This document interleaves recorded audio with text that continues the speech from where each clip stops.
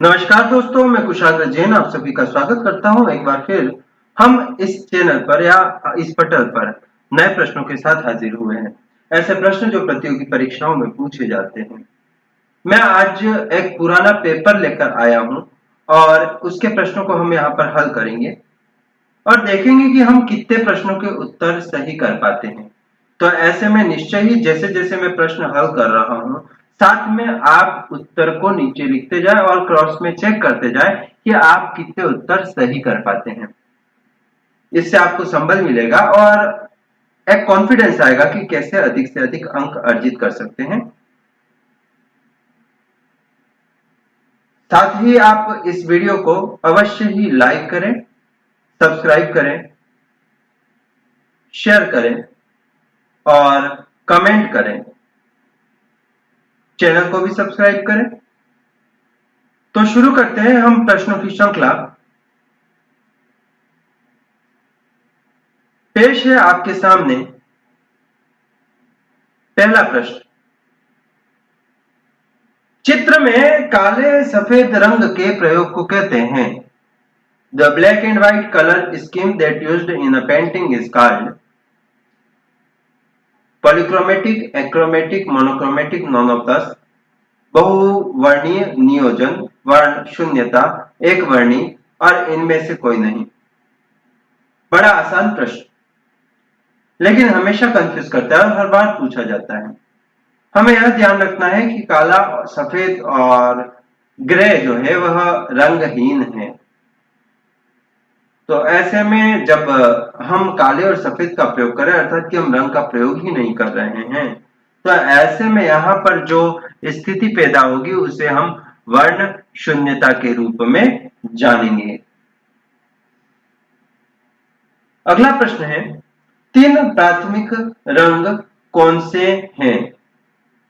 नारंगी, हरा, बैंगनी, लाल, नीला, पीला।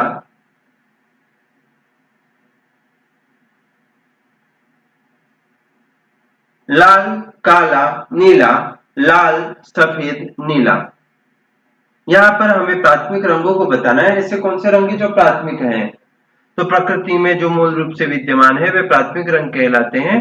लाल, पीला और नीला यहाँ पर प्राथमिक रंग है। अगला प्रश्न, पोत किसका गुण है?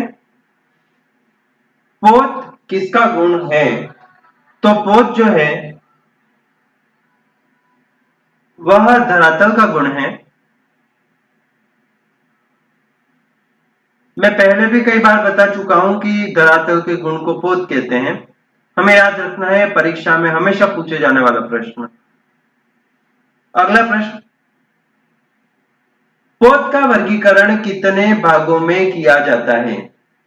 2 भागों में, 4 भागों में, 8 भागों में, 3 भागों में। धरातल के गुण को पोत कहते हैं और पोत को 3 भागों में वर्गीकृत किया जाता है। सृजित, अनुकृत और प्राकृतिक। अगला प्रश्न है, प्रमाण को अन्य रूप में भी जाना जाता है। संबद्धता का नियम, रेखांकन का नियम, रेखा का नियम, इनमें से कोई नहीं।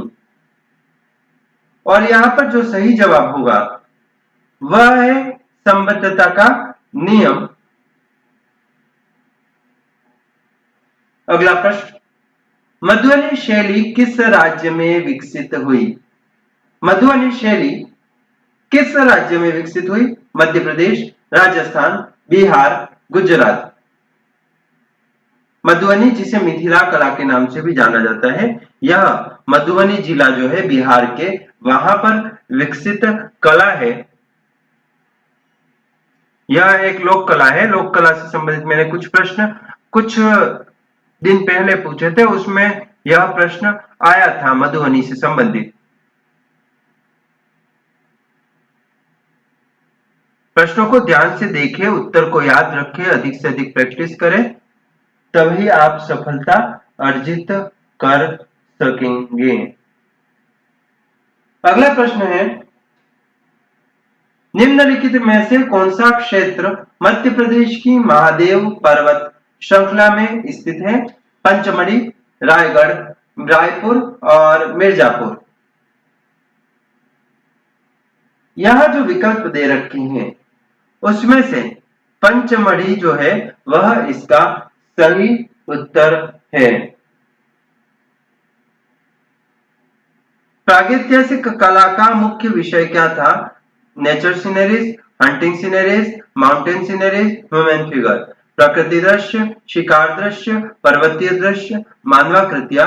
और इसका सही जवाब है शिकार दृश्य। शिकार या आखेट के दृश्यों का हम प्रागैतिहासिक समय में विशेष रूप से चित्रण देखते हैं। निम्नलिखित में से कौन से केंद्र प्रागैतिहासिक कला के केंद्र हैं? होशंगाबाद, मिर्जापुर, आदमगढ़, उक्त सभी। तो होशंगाबाद भी है, मिर्जापुर भी है, आदमगढ़ भी है और ऐसे में उत्तर हो जाएगा उक्त सभी। अगला प्रश्न है प्रागैतिहासिक चित्र किस धरातल पर चित्रित किए गए हैं? गुफा भित्ति पर, कागज पर, कपड़े पर, कैनवास पर। तो जो प्रागैतिहासिक चित्र है उनका चित्रण हमें देखने को मिलता है वह गुफा भित्ति पर देखने को मिलता है। गुफा भित्ति इसका सही उत्तर है। अगला प्रश्न है भीमबेटका की गुफाएं कहां स्थित हैं? राजस्थान, बिहार, उत्तर प्रदेश, मध्य प्रदेश। भीमबेटका की गुफाएं, और भीमबेटका जो है वह एमपी से संबंधित है, मध्य प्रदेश से संबंधित है। इसका सही जवाब है मध्य प्रदेश। अगला प्रश्न, पंचमढ़ी के गुफा चित्रों को खोजने का श्रेय किसको जाता है? डीएच गार्डन, मनोरंजन घोष, स्टुअर्ट पिगाट, इनमें से कोई नहीं। यदि हम पंचमढ़ी के गुफा चित्रों को खोजने की बात करते हैं तो ऐसे में डीएच गार्डन को जो है वह इसे खोजने का श्रेय दिया जाता है। अगला प्रश्न, पंचमढ़ी की गुफाएं किस नदी के तट पर स्थित है? नर्मदा, कावेरी, यमुना और गंगा। तो इसका सही जवाब है नर्मदा नदी। अगला प्रश्न, 1910 में सिंगनपुर के विशिष्ट शिला रेखांकनों को खोजने में किसको श्रेय दिया जाता है? सिंगनपुर के विशिष्ट शिला रेखांकनों को खोजने का श्रेय किसको देते हैं 1910 में? तो यह जो है वह है C.W. एंडरसन। C.W. एंडरसन को सिंगनपुर के शिला रेखांकनों को खोजने का श्रेय दिया जाता है। 1910 में इन्होंने खोजे थे। मानव द्वारा घर बनाने की कला का प्रारंभ किस काल में हुआ? घर बनाने की कला का संबंध जो है वह नवपाषाण काल से है, जब मानव बस्तियों में रहने लगा था। अगला प्रश्न, प्रागैतिहासिक मानव ने बहुत कम रेखाओं में क्या व्यक्त किया? तो इसका जो सही जवाब होगा वह है अनुभूतियों की प्रभावशाली अभिव्यक्ति। अनुभूतियों की प्रभावशाली अभिव्यक्ति। 1958 में भीमबेटका के प्रागैतिहासिक चित्र किसने खोजे? भीमबेटका की खोज का श्रेय किसे दिया जाता है? वीएस वाकणकर को भीमबेटका की खोज का श्रेय दिया जाता है। निम्नलिखित में से प्रागैतिहासिक गुफा चित्रों की महत्वपूर्ण विशेषताएं कौन सी हैं? आत्मसंतुष्टि और भावों की अभिव्यक्ति, दूसरे तक पहुंचाना, अपनी सरल व प्रसन्नतापूर्वक प्रकृति को व्यक्त करना, अपनी आस्था और विश्वास की कहानी बताना, उक्त सभी। यहाँ पर जो इसका सही जवाब होगा उक्त सभी। किसने पंचमढ़ी क्षेत्र में फिर से अधिक मात्रा में चित्र खोजकर 1948 में prehistoric exploration in India में अपनी खोज को प्रकाशित करवाया? G R. Hunter, F.R. Allchin, Amalananda Ghosh, D.H. Gordon. तो यहाँ पर इसका सही जवाब है अमलानंद घोष। अमलानंद घोष इसका सही जवाब है। अगला प्रश्न, घोड़ामंगर की गुफाएं विंध्य पर्वतमाला में किसके पास स्थित है? मिर्जापुर, बेल्लारी, रायगढ़, इनमें से कोई नहीं। इसका सही जवाब है मिर्जापुर। अगला प्रश्न, सिंधु घाटी सभ्यता की प्रथम खुदाई कहां से प्रारंभ हुई? सिंधु घाटी सभ्यता की प्रथम खुदाई कहां से आरंभ हुई? और जवाब है हड़प्पा से। सिंधु घाटी के नागरिकों द्वारा कौन सी धातु बहुतायत में प्रयोग ली जाती थी? और इसका सही जवाब है तांबा। तांबे की नर्तकी, तांबे का कुत्ता, तांबे के अन्य आकृतियां यहाँ पर काफी वृहद मात्रा में मिलती हैं। बेल्लारी की गुफाओं की खोज 1892 में किस अंग्रेज ऑफिसर ने की? बेल्लारी की गुफाओं की खोज किस ऑफिसर ने की थी? एफ फॉसेंट ने की थी। कनिंघम ने हड़प्पा टीला किस वर्ष में खोजा? सही जवाब है 1878 में। हड़प्पन लिपि को किस नाम से जाना जाता है? हड़प्पन लिपि को किस नाम से जाना जाता है? और इसका है हायरोग्लिफिक्स अर्थात की चित्राक्षर लिपि।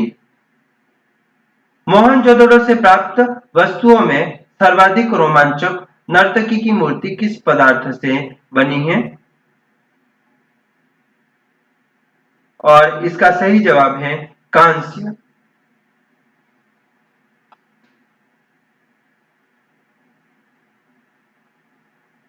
मोहनजोदड़ो से प्राप्त महत्वपूर्ण मूर्तियों में दाढ़ी मूछ युक्त, सिर पर गोल अलंकरण धारण किए, बाएं कंधे पर शॉल लिए एक आवक्ष प्रतिमा किस रूप में जानी जाती है? तो यह पुजारी के रूप में जानी जाती है। सिंधु घाटी सभ्यता के उत्कृष्ट अवशेषों में व्यापक विस्तार में मिले अवशेष किसके हैं?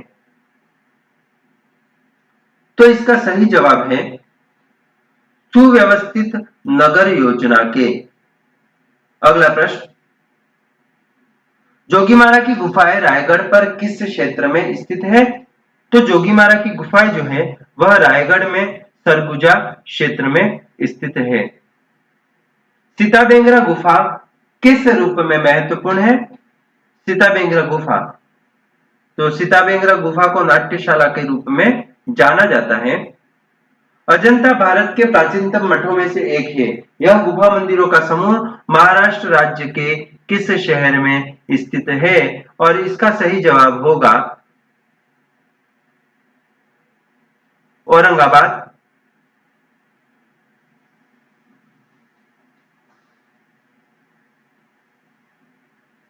सतपुड़ा की पहाड़ियों की अर्धचंद्राकार घाटी में जहां से बागोरा नदी घूमती है, कौन से मंडप स्थित है? यह भी गुफाओं से संबंधित प्रश्न। और यहाँ पर अजंता की गुफाएं स्थित है।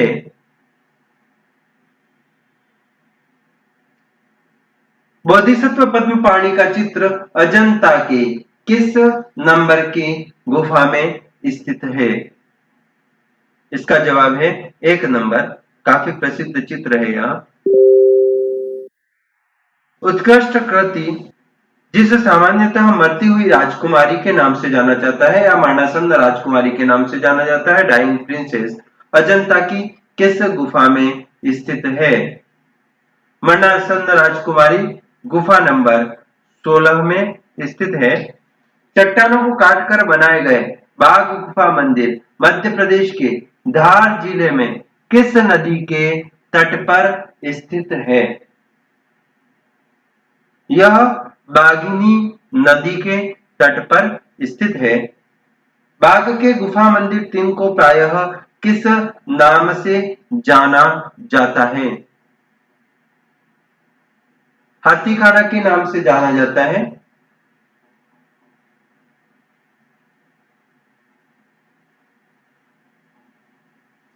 प्रश्न फिर से देख लें, बाघ के गुफा मंदिर को प्रायः किस नाम से जाना जाता है? रंगमहल, हाथीखाना, पांडव गुफा, पाठशाला। तो इसका उत्तर है हाथीखाना।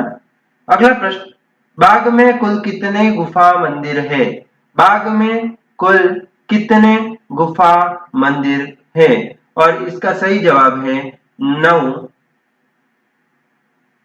अजंता गुफा मंदिर समूहों में इन गुफाओं में आज भी चित्र मौजूद हैं। ऐसे कौन से हैं? तो इसका सही जवाब होगा 1, 2, 9, 10, 16, 17। 1, 2, 9, 10, 16, 17। निम्नलिखित में से कौन सा चित्र अजंता गुफा मंदिर संख्या 2 में स्थित है? तो अजंता की गुफा नंबर 2 में स्थित चित्र की यहाँ पर बात हो रही है और इसका सही जवाब है महारानी माया का स्वप्न व विचार। यह चित्र अजंता की गुफा मंदिर 2 में देखने को मिलता है।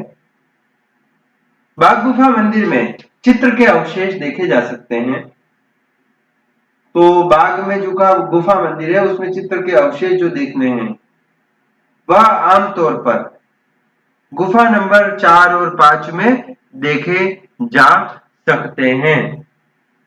बाग गुफा चित्रों के रेखा चित्र किसने बनाए? बाग गुफा चित्रों के रेखा चित्र किसने बनाए? तो अशोक कुमार हालदार इसका जवाब सही है। बाघिनी नदी किस नदी की सहायक नदी है जिसके किनारे बाघ की गुफाएं शोभायमान हैं? तो इसका उत्तर हो जाएगा नर्मदा। चट्टानों को काटकर बनाए गए बादामी के मंदिर किस राज्य में फैले हैं? बादामी, और यह कर्नाटक राज्य में फैले हुए मंदिर है। बादामी में कितनी गुफाएं हैं जो एक ही पहाड़ी पर स्थित है? बादामी में कितनी गुफाएं हैं जो एक ही पहाड़ी पर स्थित है? और इसका सही जवाब है 4। बादामी में कौन से नंबर की गुफा चित्रों की दृष्टि से महत्वपूर्ण है? चित्रों की दृष्टि से महत्वपूर्ण गुफा गुफा नंबर 3। बादामी की गुफाएं किस धर्म से संबंधित है? बादामी की गुफाएं किस धर्म से संबंधित है? शैव, वैष्णव, जैन, उक्त सभी। और इसका सही जवाब है उपरोक्त सभी। तमिलनाडु में तंजौर के समीप पादुकोट्टा में कौन सी गुफाएं स्थित है? बादामी, सित्तलवासन, सिगिरिया, एलोरा। सित्तलवासन की गुफाएं स्थित है। सित्तलवासन की गुफाओं में एक सुंदर कमल तालाब कहाँ स्थित है? सही जवाब है छत पर। पूर्वी भारत में पाल शैली कौन सी शताब्दी में पल्लवित हुई? पूर्वी भारत में पाल शैली कौन सी शताब्दी में पल्लवित हुई? 9वीं शताब्दी है।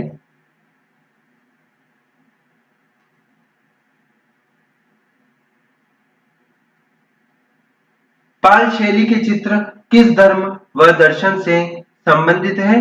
तो यह बौद्ध धर्म से संबंधित है।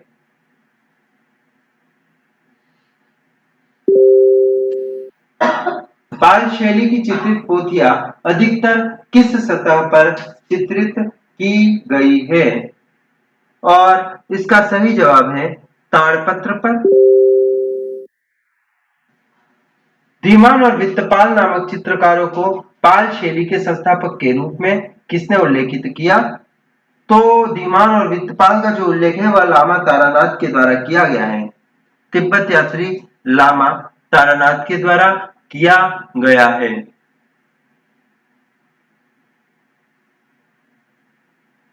पूर्वी भारत के किन राज्यों में पाल शैली के चित्र पाए गए हैं?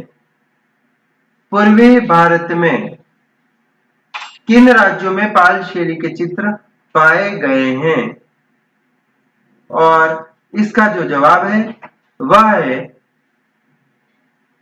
बिहार, बंगाल, उड़ीसा, असम और नेपाल। पूर्व मध्यकालीन चित्रों को अपभ्रंश शैली नाम किसने दिया? पूर्व मध्यकालीन चित्रों को अपभ्रंश शैली नाम किसने दिया? तो राय कृष्णदास ने। अनेक विद्वानों ने अपभ्रंश शैली को विविध नामों से संबोधित किया, जो इस प्रकार है: पाल शैली, पश्चिम भारतीय शैली, गुजरात शैली, जैन शैली।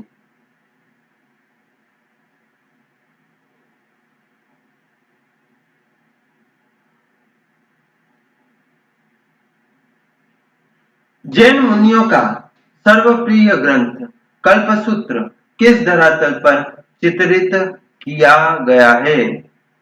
और ऐसे में इसका जवाब होगा ताड़पत्र। राजस्थान में प्रथम ताड़पत्र पर चित्रित ग्रंथ कौन सा है? और इसका सही जवाब है मेवाड़ शैली का श्रावक प्रतिक्रमण सूत्र चूर्णी, जो कि रावल तेजसी के समय में चित्रित किया गया है। कागज पर चित्रित ग्रंथ उत्तराध्यायन सूत्र कहाँ सुरक्षित है?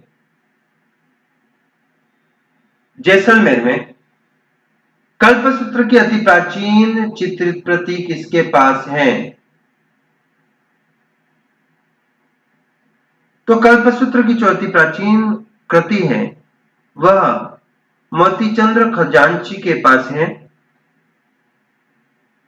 अपभ्रंश शैली के किस ग्रंथ में नायक नायिका की प्रणय श्रृंखला पर आधारित 79 सुंदर चित्र चित्रित किए गए हैं? कल्पसूत्र, बसंत विलास, दुर्गा सप्तशती, बाल गोपाल। बसंत विलास इसका सही जवाब है। अपभ्रंश शैली में बसंत विलास जो ग्रंथ है, नायक नायिका के प्रणय श्रृंखला पर आधारित 79 सुंदर चित्र बनाए गए हैं। रति रहस्य सचित्र ग्रंथ के चित्र किस विषय से संबंधित है? रति रहस्य का संबंध कामशास्त्र से है। मुगल शैली का जन्म किन शैलियों के मिश्रण से हुआ है? तो इसका सही जवाब है फारसी और भारतीय। भारतीय, हिंदू और विदेशी मुस्लिम कलाकारों ने मिलकर मुगल शैली को पूरी तरह से किस भूमि पर विकसित किया? तो इसका उत्तर हो जाएगा भारतीय भूमि पर। मुगल शैली में देश का अभाव है। मुगल शैली में निम्न का अभाव है: नारी शबीह का, व्यक्ति चित्रों को किस शैली में बहुतायत से चित्रित किया गया है?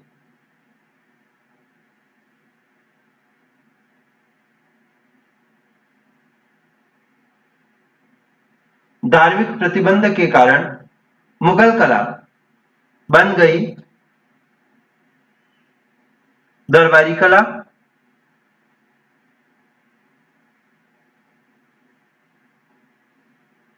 किस मुगल सम्राट के समय में व्यक्ति चित्रों के चित्रण को महत्व मिला?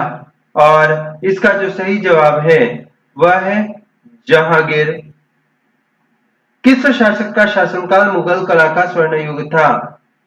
और इसका सही जवाब है जहांगीर। किस बादशाह का शासनकाल स्थापत्य कला का स्वर्ण युग माना जाता है? किस बादशाह का शासनकाल स्थापत्य कला का स्वर्ण युग माना जाता है? शाहजहां का।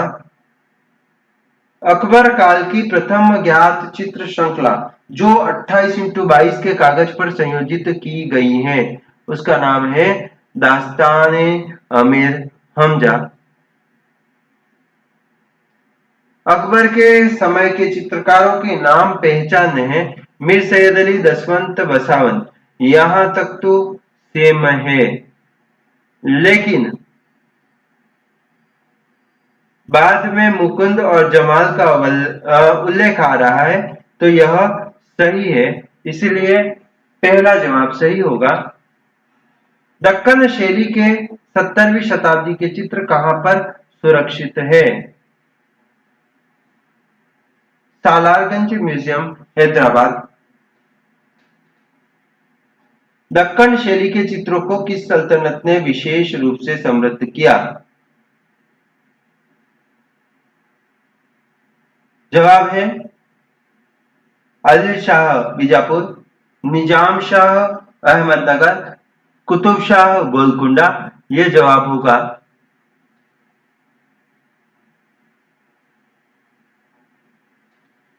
दक्कन चित्रकला की किस शैली में आकृति एक सतह पर चित्रित की गई है जिसमें दूरी व पास का अभाव है? बीजापुर शैली, राजस्थान व पहाड़ी क्षेत्रों के चित्रों को राजपूत चित्रकला किसने रखा?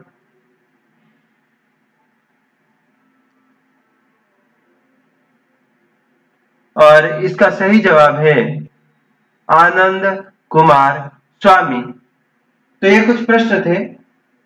कल फिर हम चर्चा करेंगे नए प्रश्नों पर। आज यही विराम देते हैं। आप सभी को धन्यवाद। अलविदा।